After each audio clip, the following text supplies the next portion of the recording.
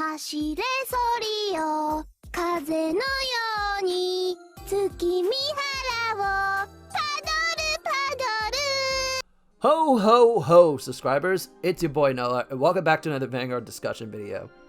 In this video I'll be going over my personal opinion on what I think the special announcement for next week is actually going to be, while also simultaneously I'm going to also go over my personal opinion of what I think the next ban list should be, because I'm not 100% sure if this is the special presentation that comes out every quarter, or if this is just like a really random out of nowhere special announcement. But regardless, I want to get this out there because going into Worlds, there needs to be a lot of stuff that obviously needs to get hit for all three formats in particular. And I'll be going over that towards the later half of the video. But yeah, let's just get into it, because I really do think that this strategy presentation, if it is a strategy presentation, is kind of being weirdly announced just out of nowhere. I feel like if they were going to do this, they would have done it like a lot sooner, but you know, it could just be me at the end of the day. So let's say this is a strategy presentation, right? What do I expect out of it? So based off what I'm aware of, I think they're going to talk about Set 7, because that at the time of when that comes out, it is still not out yet. Then I'm going to expect them to announce, you know, Set 8, the Chronojet Stride deck set, Set 9, and possibly the Messiah deck set, because they still have yet to reference that, I think. But either way, that's what I expect as in terms of overall, like, product reveal. Maybe even go as far as announcing a VR, like, reprint set, because this has been kind of speculated for a while now, but a lot of people have been thinking that we're going to get a VR reprint set either towards the beginning of the year or like towards the middle, because a lot of the old school VRs, or just a lot of the VRs in general, have been very expensive and has been basically gatekeeping people from actually being able to play the game for V Premium. So we're going to wait to see what happens with that. I don't think it'll be this announcement, but if it is this announcement, you know, it'd be kind of funny. But if it's not this announcement, it will definitely be next time, because that's something I feel like they have to do next year no matter what. And this may come off a little awkwardly, but I also do expect them to maybe announce, this is just a hunch too, maybe even announce that, hey, we're gonna move all the DLC for Deer Days onto one thing. Who the hell am I kidding? That's not happening. Even if we wanted it to be like that, you know, maybe they actually did talk to Furyu and said, hey, we want to release the DLC sooner so that way people actually don't fucking drop Deer Days. That could be a thing, but I don't want to give my hopes up, because it is a special announcement. So maybe that's just kind of Bushiroad's way of saying, hey, if you guys want to actually pick up Deer Days now, you actually can, and we'll give it to you guys as a relatively on a discount maybe. Who knows? But who cares at this point? Then the other major thing I could possibly think of at the moment would be Vanguard 0. But I'm gonna be honest with you, I feel like that if this is their strategy presentation, they may, if not this strategy presentation, they may actually announce later on that they're gonna discontinue Vanguard 0.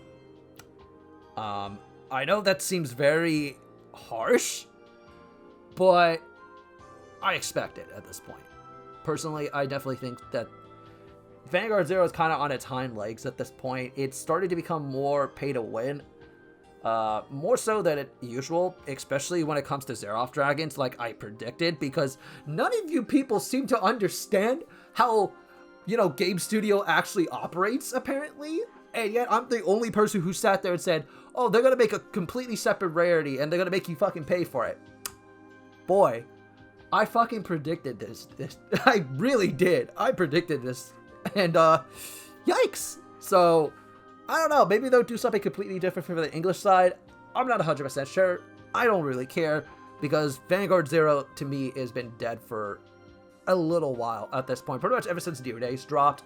But, regardless, that's what I think they're going to potentially announce. So now let's talk about the ban list, because I think all 3 formats need a little bit of fixing. So let's start with Standard. Out of all the things in Standard that I have said about in the past, which really hasn't been a whole lot because I've been on and off of Standard a lot, I think Gravidia needs to get hit in some way.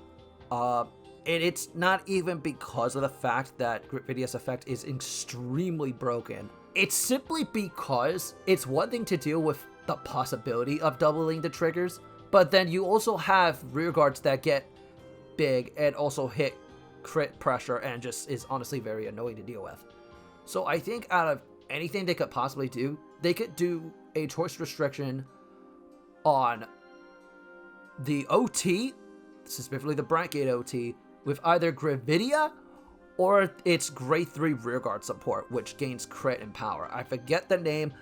Even if I remembered it, I probably wouldn't actually be able to pronounce it correctly, so I'll just put it up on screen now. But essentially, I think it's one thing to deal with the possibility of crit pressure from just Gravidia in itself, but then also having to worry about columns that are also having crits stacked on top of them is very annoying. And you could sit there and say, oh, you could just easily play around that shit. Well, yes, but also if you just so happen to not pressure them enough to a point where that doesn't really matter, it's really unfair, especially if and when they inevitably check the crit, or possibly even Brightgate OT. It becomes a little too much for the player base to handle, and I think in general, considering how consistent it's been too, I would suspect Gravidia would probably get hit at some way. That's my hunch on it, out of all the decks that are currently available before set 7. When we go into the future for set 7 and onward, we can't talk about the meta without mentioning Youthberg. Like, Youthberg is already still pretty good as it is in set 6, but going into set 7, I think something needs to be done about Youthberg. I'm not 100% sure on what though, because even if you took out something like Painkiller, they could easily replace the card with something else from pretty much anything.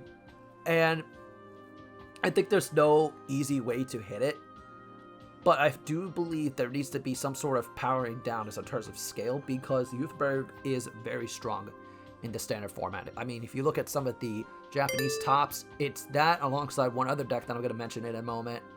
But in general, I think Youthberg is one of those decks that is, if it remains unchecked, will be arguably the best deck in the format. And going into Worlds in particular, I don't think that a lot of people won't be taking Youthberg. And so we're going to have another, Steam Maiden V situation happen, but specifically for Youthberg, going into Worlds. And I know that's relatively harsh and crazy and probably very stupid, but truth be told, I think that's what's legitimately going to happen. So Youthberg needs to also get hit in some way. I'm just not sure how they would actually go about doing that, while simultaneously still making it a viable deck to play, without it being dominating in the format. So then we go and move on to Chronojet. And I'm aware this is going to happen after Worlds, but I do think for Chronojet to be powered down enough to a point where it becomes not top of meta, like it has been in Japan, they need to choice restrict Chronojet with Swirler. Swirler provides a little too much power on the columns, enough to a point where it sometimes is just rough, especially if you do next stage into it, or even just in general you go into Fate Rider and you're able to get this fucker out because of Fate Rider. It's really dumb. So I think there's no easy way to hit it outside of just choice restricting Chronojet with Swirler.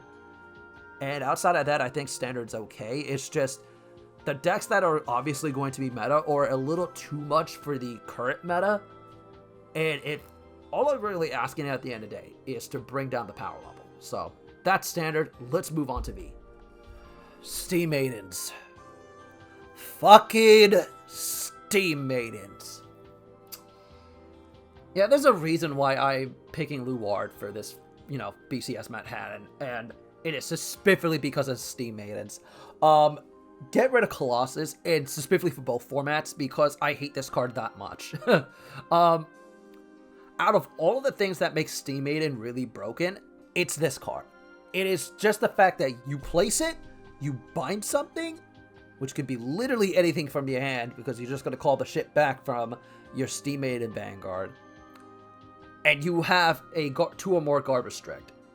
Why is this a problem in particular? Well, you look at something like Morfessa, which requires a bit of setup to activate its effect. Sure, it gets extra criticals, but same kind of concept here. And it's not just for one specific battle, it's for the entire turn. So, at worst, they swing with one rearguard, bind that rearguard, get Colossus, activate Colossus effect, and then for the rest of the turn, for as many attacks as they want, it has the guard restrict. I think, to me, that is absolutely dumb. And especially if they decide, for whatever reason, they want to go Force 2, because they know you can't afford to take a hit for shit, especially when they hit you really hard in the early to mid game. Yeah, that's gonna be fucking rough. And once they hit their grade 3 and they go into this bitch, it is fucking impossible to deal with. There is a reason why, in the mirror, whoever gets Colossus out first and is able to capitalize on it, auto wins.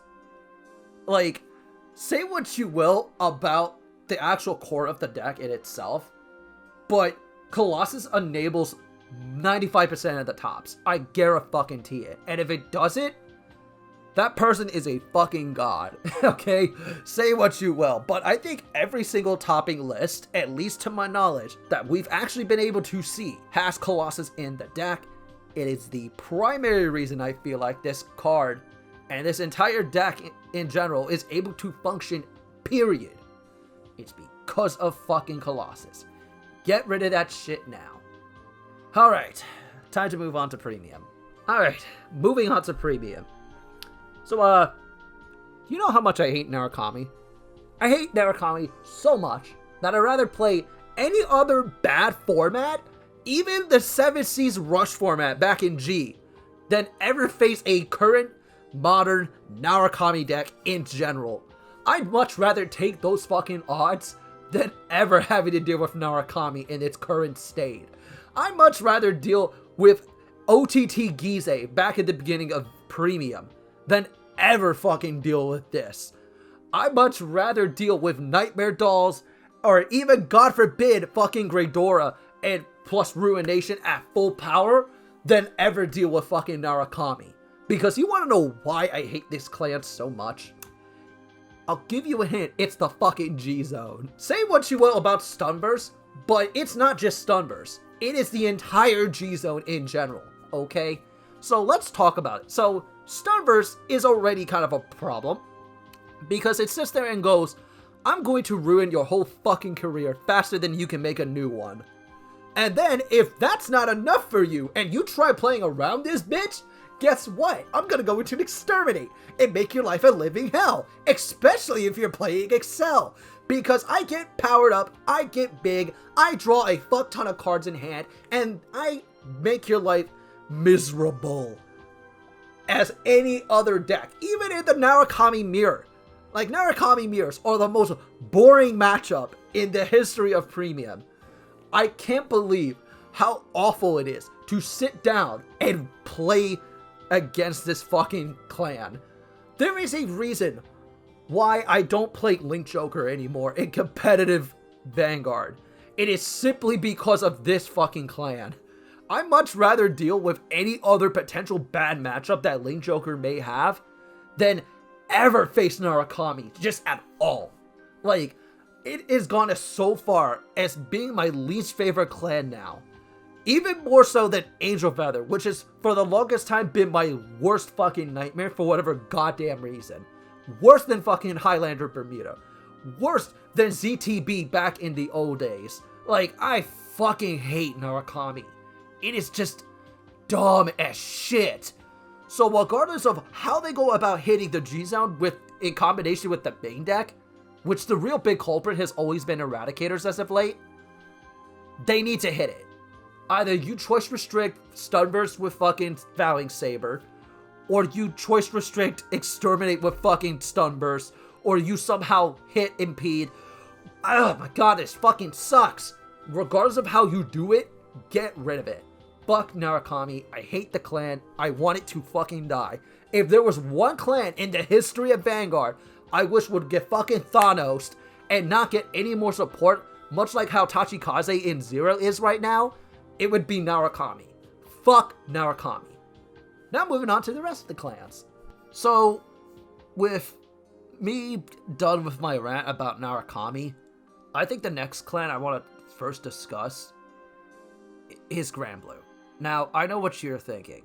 Granblue out of all clans, especially when Narukami's a thing? Well, they have Sleep Tugging Bell, which kind of helps them, but what really makes the deck pop off in such a toxic way is Navigator. I have preached for this card to be hit in some capacity. Initially, I always used to say just hit it with Skull Dragon, but now, ever since that video, Skull Dragon is not even the fucking problem. It has always just been Navigator, because it enables everything that Granblue can do now. Even if just out of the memes that is Scaredick Turbo, they now have the ability to sit there, hard draw into Navigator, sit there and mill their drop zone enough to a point where they can go into Spirit Exceed Superior Ride on turn 2, which is a grade 3, which means on turn 3, they can potentially set up a Bartholomew turn at full combo while you're still stuck on grade 2.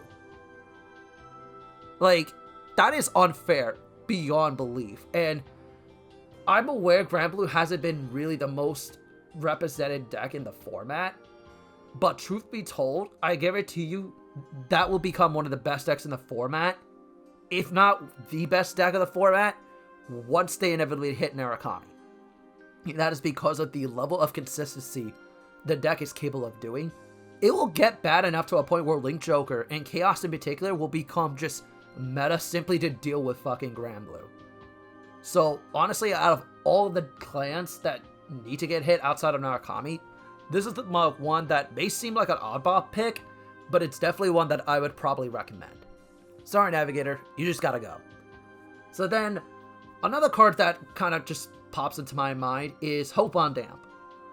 They need to just kill that card too, because I'm aware Dark Irregulars has always been in a really awkward spot, especially ever since Steel got hit. But truth be told, the fact that you can easily set this up and just sit there and go, hi, I'm gonna make you guard like a motherfucker, and even then you're not gonna be able to guard shit, while still having access to grade 3 V-Series Castile on top of that, on top of their new Stride, and still having access to Hope on Damp? No, get this crap out of here.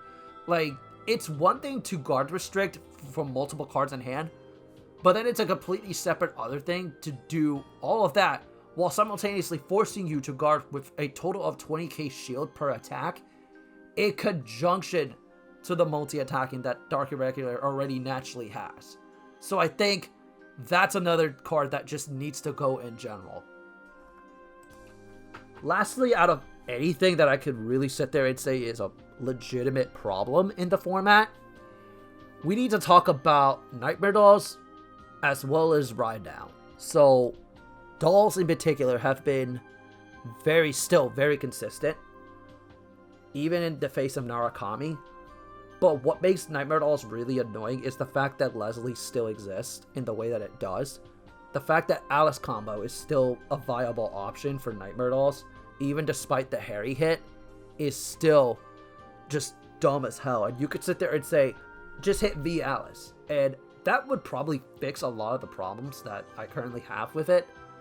But honestly, if you just hit the Alice combo, the deck is actually fine. Like, I don't think it's at a point where you need to ban V Alice just to get rid of that whole problem. I think it's just the setup enablers that are Jenny and Leslie. Because the fact that you could sit there and drive check a crap ton once you go into a Beatrix turn, or even just sit there on turn 3 and go nuts with the card, and then still have access to Ride Down is absolutely stupid. So, I think Alice combo just needs to go. However they go about it, whether they hit Alice or the enablers with Ginny and Leslie, that needs to go. And then, I just said it now, but Ride Down. So, what is Ride Down? Ride Down is a term that a lot of the premium player base has actually adapted, which basically means if you go and ride into your grade 3 and gain an imaginary gift, you go for your turn, and then at the end of your combo, you ride back down to a grade 2 to prevent your opponent from being able to stride on turn 3. A lot of players have been advocating for some sort of comprehensive rule change to these stride rules, which state, basically along the lines of, if your opponent gains an imaginary gift via riding into a grade 3, if you go into a grade 3 on your turn, after they've done that, you still have the ability to stride. That would not only prevent ride down and discourage ride down from actually ever occurring in general, but this would basically mean that no matter what, ride down is just completely removed. There are a lot of examples where this actually happens. Like I mentioned a moment ago, Nightmare Dolls can do it thanks to a lot of their card pool. You have Aqua Force with Savas and No Life King Death Anchor in Dark Irregular. And I'm not 100% if Gear Chronicle could do this with Chrono Jet and the Steam Maiden Girl, but I'm pretty sure they can as well. Somebody could probably correct me if I'm wrong in the comments section, but essentially, it's too toxic in a metagame where first stride means everything, and just being able to sit there and just do all of your V combos, and then at the end of the turn, you still can force your opponent to ride up. It is the most unbearable thing in the entire format.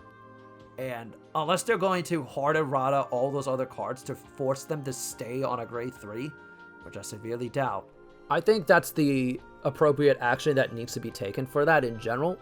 And outside of that, I really don't have much else to discuss at this point, because I've already discussed what I think the strategy presentation could be if it is a strategy presentation. And then I also talked about my predictions for the Banlist going into Worlds, what I feel like should be happening at that point to make all the formats at least somewhat healthy going into Worlds. I'm going to try to go for it. I still have BCS Manhattan I'm going to be attending, and I hope that I see you guys there. I'm not 100% sure if I will be able to give you guys an update video after the presentation comes out, because throughout the entirety of next week, I'm going to be in preparation mode, one for the move that I'm going to be doing from Florida to New Jersey, as well as BCS Manhattan, which I'm going to be going to. So let me know in the comment section what you guys think. Thank you guys so much for watching this video, and until next time, this is Noah, and I'll catch you guys later. Bye-bye.